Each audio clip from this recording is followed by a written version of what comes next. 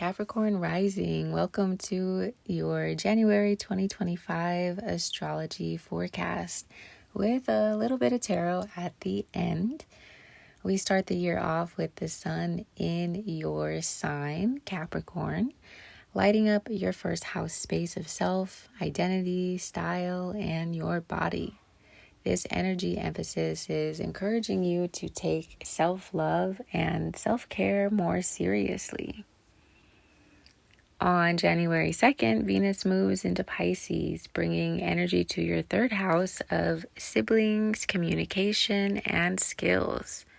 You could be focused on new money-making ventures, speaking more with potential partners, and visiting family or your neighbors, community members more frequently. On January 6th, Mars retrograde in Cancer lights up your 7th house of relationships, bringing a little more heat, tension, and inflammation. This retrograde motion may have set back your relationships or contracts and plans a bit, or maybe a lot, perhaps making things more volatile or slower moving than you may be used to. This will continue until Mars goes direct, the end of February. So stay active and find ways to channel the extra energy and emotions that you and your partners will likely be feeling. So again, this 7th house space is romantic partners, friendships, contracts, and business partnerships as well. On January 8th, Mercury moves into Capricorn, further lighting up your first house, making you more active, more inclined to move your body, to change your surroundings, to find new ways of expressing yourself that feel more authentic to you. Be mindful of overthinking and remember to ground.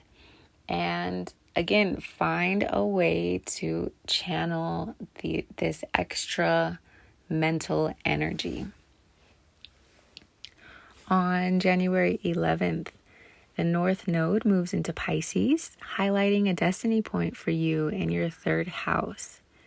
Your destiny over the next 1.5 years is to develop intuitive communication, embrace creativity and conversations and writing and teaching, approach learning as a spiritual and emotional journey, while letting go of any rigid beliefs you may be hanging on to.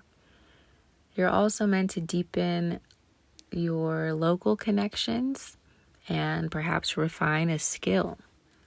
It's important to balance logic and intuition while trusting and surrendering to a bigger picture. On the same day, the South Node moves to Virgo, lighting up your 9th house of teaching, learning, travel, and philosophy. You're meant to forget what you think you know and believe while making way for new experiences and insight to come through. Letting go of perfectionism, elitist thinking, and embracing the unknown are all major themes of this South Node in Virgo.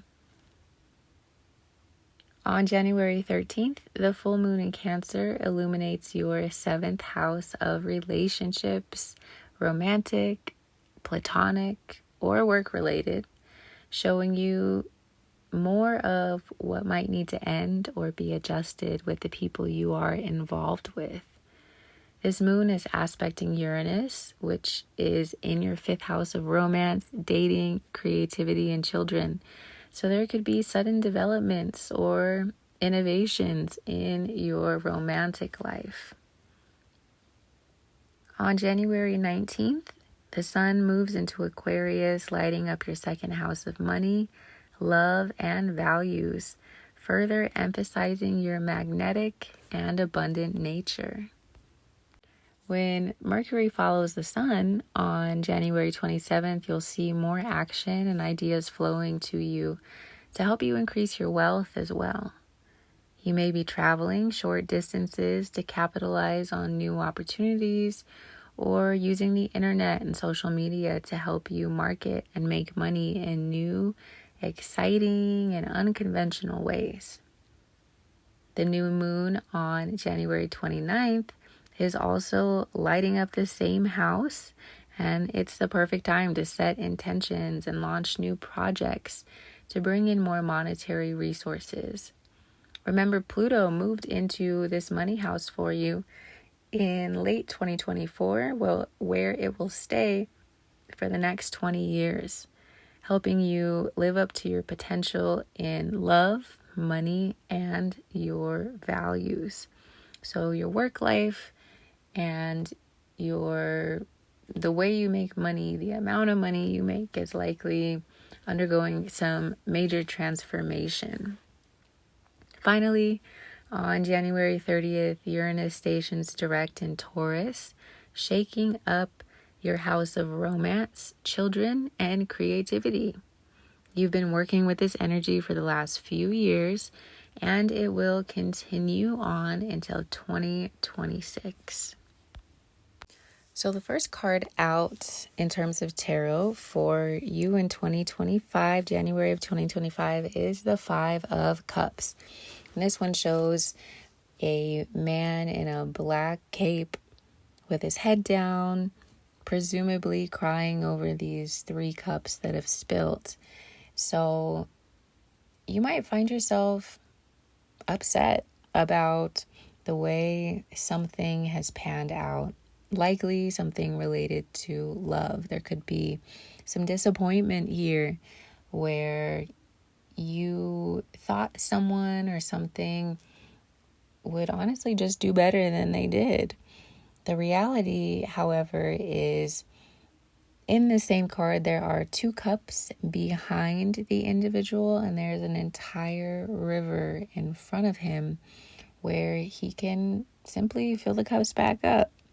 So it's important it's important to feel your feelings, but not to wallow in them and not to allow whatever events that have occurred, whatever milk that has been spilled, not to allow that to taint your understanding of what is possible for you. Yes, there's some disappointment, but that doesn't mean that is all you will ever receive from this relationship or from this person or from the universe in general. It's important to put these things into perspective. And, maybe these cups needed to be spilled, and maybe you needed to see what these other parties were capable of. And for a lot of you, this has already happened. And you're dealing now with the aftermath of that. What am I going to do? Am I going to play into this victim mentality, or am I going to fill my cups back up and recenter, refocus? That's up to you. I know what I would do. The second card out is the Page of Wands. So these new opportunities are coming to you. These new partnerships, these new creative endeavors and ideas are making their way to your front door, to your consciousness. So be sure to answer when opportunity knocks, because there is so much of that for you, especially if you're looking for it. If you're looking for the sorrow and the victimhood, you'll find it. But if you're looking for the opportunity and the expansion, you will find that as well. The last 2 cards are the Devil card and the Empress. So you'll want to examine your relationship with power and control. Who are you giving your power away to? Who are you hoping or expecting to be able to control? And remember that the only person that you can control is yourself. And that is empowering. And also, depending on who you are and how you are, it can also be a little bit depressing, right? Realizing that you can't force anyone to do what you want them to do. The empowering aspect of that is when people are behaving in a way that is favorable to you, you know it is because they want to and they're making the choice to do so. If you're finding yourself in any situation or relationship where you're feeling trapped, this card is your reminder that no, the hell you're not. As the chains around these individuals' necks are loose, they can free themselves at any point in time. You can choose, you can make a different choice at any point in time. You are not stuck at that job. You are not stuck in this relationship. You are not stuck by any means. You are one choice away from liberation from this Empress card here. The Devil card isn't always a bad thing. The Devil actually represents Capricorn and Saturn, right? So Saturn is teaching you some difficult lessons, but the rewards are great, as the Empress is here showing us. For some of you, family, children, starting a family, pregnancy, could be on the horizon. And for others, this is more about you remembering that you are a magnet. Your heart is the magnet. Your mind is the magnet. So be the master of your mind. Control your mind. Speak positively and think positively over your life. You may choose to look into the law of assumption. I'm not going to go into that here, but there's lots of resources about it. And it's ultimately you living in the end result, you choosing to place your mind in the energy of your wish fulfilled. What would it feel like if you had everything you wanted right now? What would it feel like if you had the perfect relationship right now? And allow your imagination to influence your emotions so that you can feel that feeling now. Your subconscious mind doesn't know the difference between imagination and reality. So you can live in these states, in these scenes now, even if your 3D reality is showing you something different. So whatever goals you're setting, or whatever your sights are set on at this time, incorporate some form of meditation and visualization to help you claim that now.